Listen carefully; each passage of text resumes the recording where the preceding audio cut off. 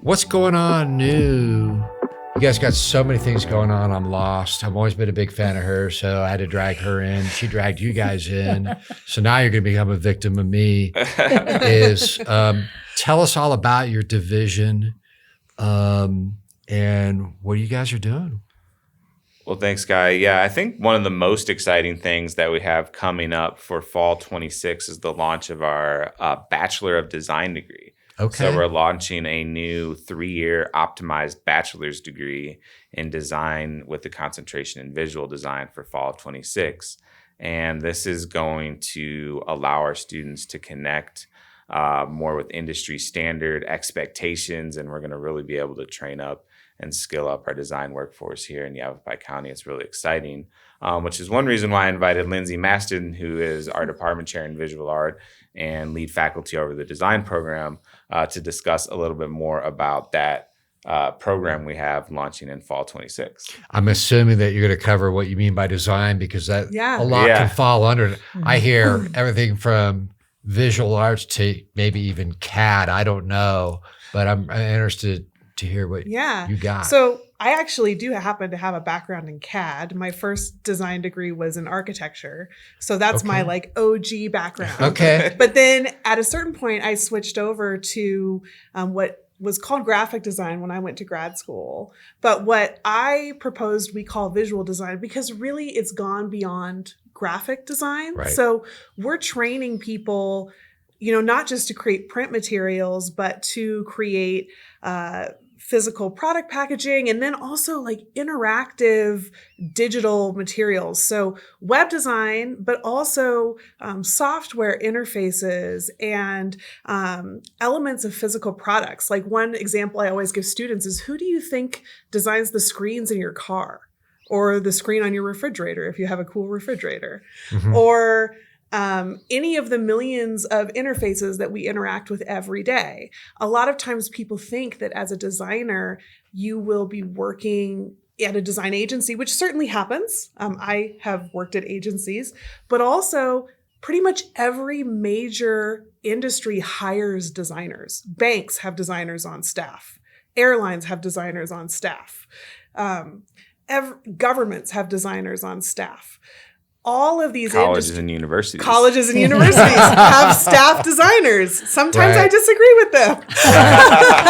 Right. But this is an industry with a lot of places to go and things to do. So we've created this very focused degree. So that's how we got it into 3 years, is we made it very, very focused. Almost every single class you take in this degree feeds directly into your design education. And we've done that through some clever double dipping with our general education courses, where they also serve as design foundations in many cases. Sure.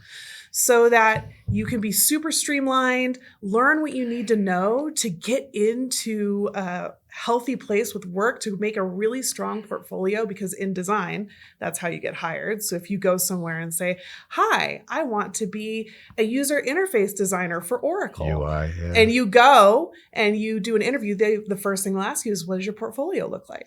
So our goal for all of our students is that they graduate with a strong portfolio that shows a breadth of work, and they have the knowledge to hit the ground running. I hear, and I could be wrong, but that was a great intro and overview of so much stuff. I immediately, my mind went to user interface and user experience, because of where all your platforms are going. Number one, I don't know how you keep up with it, because we're changing almost monthly with how we're processing media, just from the technology. But young people that want to get into that industry, and I think you said it really well about design as a whole, because I think the tools at the end of the day, that designer is going to have a tool that will be designing not only for the product packaging, but for the marketing, the advertising, and the user experience, all in one stroke almost. The way the technology is going, in a highly creative person that likes that type of technology will probably do very well. We talk about this all the time in our offices, is we think the way technology is going, that the creative people that are self-starters are going to do very well. Yeah. We really think so. But that's a great overview. Thank you of what you guys are doing over there, because people wouldn't think about that in Yavapai College, right? But you're talking about user interface, user experience, designing almost holistically throughout the whole organization and making an impact, Yeah. right? I am. And that partly that just comes from me leading the program and being a giant nerd. Back before I ever went to school for design, I was a dork in my garage teaching myself how to code. I always tell people I remember when CSS launched because I was making websites before that. But I was just a little cool. tiny baby.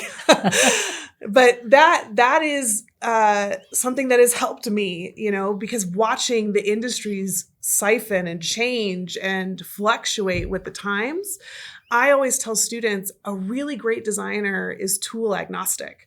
What you can do is irrelevant to the tools. You learn how to use all the tools. That's part of your skill set, is the learning. It's not becoming attached to any great tool. You can make whatever you want. And we, of course, teach the industry standard tools right now. Yeah. That's part of our curriculum, but we always introduce them with learn how to learn this so that you can learn the next thing. Right. We say it all the time now in the offices. There really are no more questions. It's like, how curious are you? And are you there? Are you prepared to solve it on your own? Because you can. Right. That's almost what you just said, because being agnostic to the tool, because those tools that are relevant now probably going to change or become irrelevant in a year. Right. It's maybe 3 max. Maybe 3 max. But once you get in the habit of not being attached, I think that's human nature. Is like, once we have our habit, how long does it take to change a habit? We all know this in school. It's 90 days at least to change a habit. Even then, you probably only have 1 foot in it. Yeah. It's really hard to get an organization to change when you have multiple people working on projects, let alone one person. So being trained up front, it's a tool, but you've got a tool belt with infinite number of pockets to be used. Keep changing. So pretty interesting. Lindsay, could you talk a little bit more? I really liked what you were saying about maybe some of the soft skills, transferable skills that students would learn during the completion of this degree. Could you talk a little bit about creativity and critique and some of those skills that students are going to learn that are going to help them no matter where they go or what they do, become more well-rounded individuals, perhaps? Sure. So probably one of the biggest myths about creativity, which you surely know, is that it's a light bulb moment and you just sit around and wait for it. So one of the very first things we teach students, and I know Helen teaches this too, is that you have to get up every day and you create things. And then through the creation, the creativity comes. It's not vice versa. You don't wait for creativity to create. You create, and then the creativity comes to you. So we teach students an iterative process. Design thinking isn't as trendy as it used to be, but it's still effectively this cyclical iterative process of exploration. I describe it to people who aren't familiar with design as being the scientific method of design. So you have an inquiry and you explore it, usually with visual, like literally sketches or building models. Those can be in the computer or they can be physical. And sometimes it's good to get into your hands. It can like change your mentality. And then you test it. So you see what works. In the case of UI and UX in particular, that's user interface and user experience. You have to literally test it with people. You have to test your designs. Research is part of the process. So we teach that. And then you figure out what works. And then you iterate on it further. And then finally, you have a viable product. And whatever that product is, whether it's a super cool, cereal box that you can ship in the mail and it won't break, or whether it's an app for your phone that everybody's going to want to download, you have some idea of what's working with it. But the thing about digital design that physical design doesn't share is that you can constantly be updating and constantly be iterating and pushing out updates. And that gives you this incredible ability to always be refining your product. which, to get back to what I was saying earlier, that's why all these companies have designers on staff. It's not because they're making things one and done. They're constantly refining Changing. their products. So, challenge for you, because we ran into this challenge when you talked about soft skills. How important is it to convey to the student, and do you find this challenging in today's community and society? You would have to tell these people, these students, the people are super important, because it's really easy to get lost in our software and our work. I get it. I have great days where I don't talk to anybody, but I get a lot done.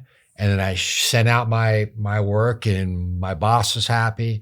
But the reality is so much of, I'll just use me as an example. My work is on the foundation of relationships and all the people that we've established relationships with over the past 8-9 years. Is that something that's been a challenge for kids of the latest generations? I mean, I don't want to paint with too broad of a brush. Sure. These are my students and I have to Sure. go back and be friends with them.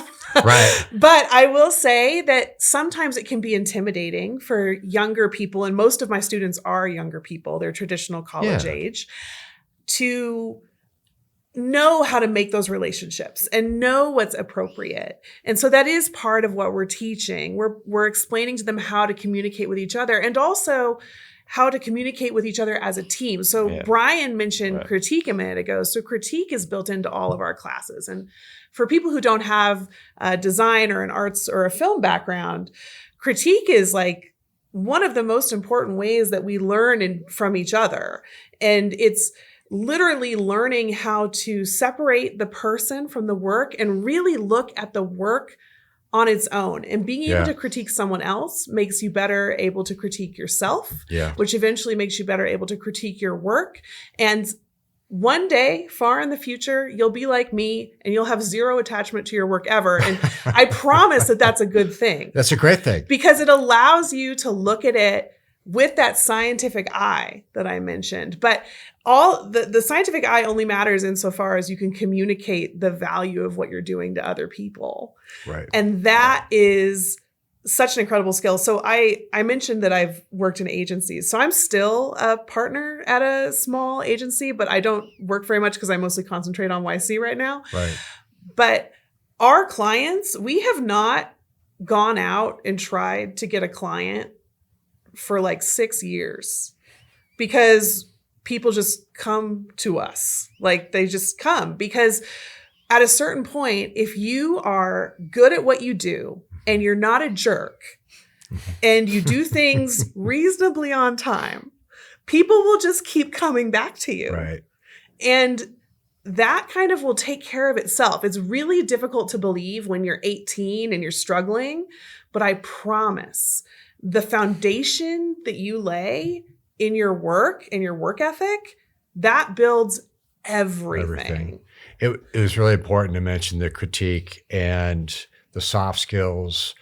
So I think that's one thing that we find is really helpful in not only in team building, but growing the company, but also establishing relationships. Like if somebody doesn't like something, that's okay. We say fail fast. And keep moving forward, persistence and having that persistent attitude. But I really appreciate what you just said. You articulated it really well. You got some cool people. Yeah, thanks, Guy. Doing a lot of stuff. That was a lot to unpack, you know. So yeah, I mean that's the film and media side and the visual arts side of the house. But in Division 3, we also have performing arts. And of course, people may be familiar with our main stage productions. We just wrapped up Sound of Music at the Jim and Linda. I heard great things about that, by the way. So, but I would like to probably just on that note, have a separate one bringing in the performing arts folks. Sure. I want to let them talk about it. I don't want to, I mean, I could sit here and make that episode, but no, let's bring you could them just in. let them know about the auditions though for Guys and Dolls. Isn't that in like 2 weeks? No, we wrapped it up. Oh, that you was wrapped over it the up? weekend. So we're doing I'm in Guys the and wrong Dolls area. in the fall. I tried. We had a good turnout for auditions over the weekend. We're excited to do that. So if anybody, before we bring in the next group in a bit, where can people find out more about the entire division? Where would they go online? Yeah, so our website is yc.edu/arts, ARTS. And there you can find more about all of our different programs and events that are upcoming. Thanks, you And guys. classes and all of that fun stuff. So thanks, everyone. Awesome. And we'll see you guys are going to come in again, though, right? Yes. Yeah. Awesome. Appreciate it. Okay. Hopefully we'll have new stuff next time. Yeah. It only took me 10 years to get her in, so I want to. Oh, I can get her to do well, something. actually, one thing I was thinking if we wanted to switch gears, though, is Helen, you didn't really plug the FMA classes. I was just, Yeah. So I didn't know if we wanted to rotate back a little bit and give you some time to talk about FMA classes. Well, we could hook it to the film festival You know. because we have summer classes Okay. and cinematography and animation principles. And cinematography that meets 1 day a week. So it's not taking up your whole summer. It meets on Thursday, late afternoon. And animation is online.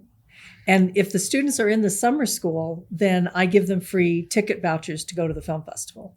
So Oh. there's a little bit of an added Little hook incentive there. to sign up for Okay. those classes, and really, really good teachers. So Awesome. Well, Yeah. thanks for sharing that.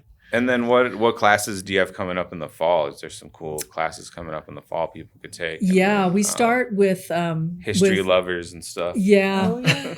History of American Cinema, which is filled twice now. We're on our Yeah. third. We're building our third class of History of American Wow. Cinema.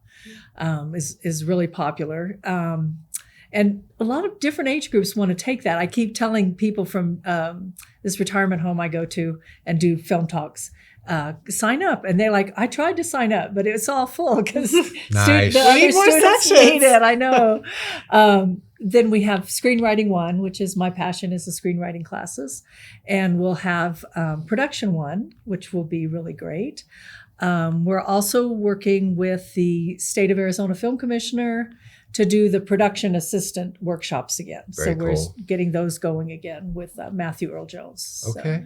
yeah, lots of Wow, great classes. impressive. Editing Fundamentals is another one, where Gulliver, who you know, is teaching that, and he knows Adobe, but he loves DaVinci. So we're using. He's really focusing a lot on DaVinci design. And if you want to learn, I have an Adobe hour as of that. I audited one class. It was Oh, did awesome. you? Yeah. Oh, good, Yeah. good. Over my skill set, Yeah. but really yeah. cool. Yeah. So yeah, it's great. It's a really good class, and it's with the art department too. So Okay. it's cross-listed. So we both have that in the. Yeah, and many of the FMA classes actually do count toward that Bachelor of Design degree we were just talking about. Okay. So they're embedded because at this point in time, designers need to know how to do visual effects and video editing. So Mhm. that's all part of it. Awesome. I've had students who had careers, they're in a career in marketing, come back and take the FMA production classes because it's like, hey, I'm lost. I need to up Yeah, my skill set. That's awesome. That's awesome. Yeah. Well, thanks, guys. Thank Gals. you. I would like to get one more plug in here. So He's Columboing us. I know. One more. I'm going to jump in. Shameless self plug. I have paintings going up. No, I'm just kidding. Anyways, we have our biannual student exhibition, Yavapai College student exhibition, closing ceremony on Friday, May 15th. We're giving out awards at 5 p.m. So come celebrate our student artists at Yavapai College, and we're also having free pizza that night. So come grab a slice of pizza. Now I'm in. Exactly. So we're trying to set the record for most pizza given out in one night. So Awesome. come by. We're Maybe gonna we see. can use that with a small story since it's coming up soon. Yeah. Great. Yeah. Can't believe we're already in May. So, Yeah. Yeah. Right. Well, you guys are wonderful. You're coming back whether you like it or not because Helen said so. So thank you Yeah. so much for Yeah, all you thank guys you. are doing. It's amazing work you're doing. Thank very, you. very cool stuff. It's great Thanks, to meet guys. you. Thank you for having us on. You're coming back.